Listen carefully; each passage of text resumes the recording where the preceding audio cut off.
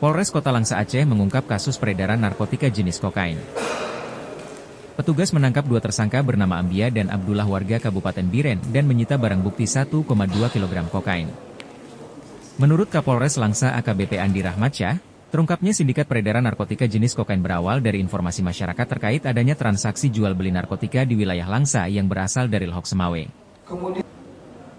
Setelah dilakukan penyelidikan, tim Res Narkoba kemudian memperluas penyelidikan ke Aceh Timur.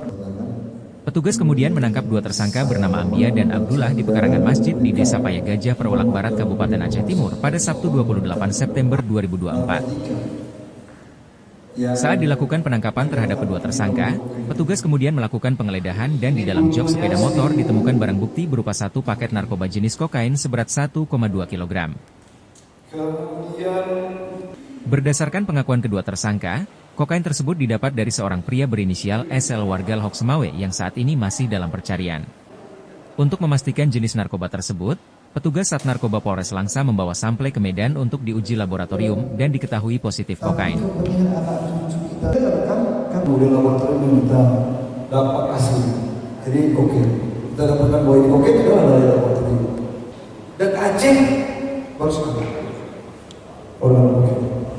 Pak, ada indikasi nggak ini Pak, apa pergeseran narkoba Pak dari sabu ke kokain Pak? Pergeseran saya belum mau menyelidikannya, tapi kalau saya lihat dengan masuknya kokain, ini lebih mengerikan tadi. Kalau seandainya ini mengerikan, efeknya mengerikan. Ambia, satu lagi Abdullah, orang Biren. Kedua tersangka dikenakan pasal 114 dan 112 Undang-Undang Nomor 35 Tahun 2009 tentang narkotika dengan ancaman hukuman pidana mati. Tim Liputan Aceh Video.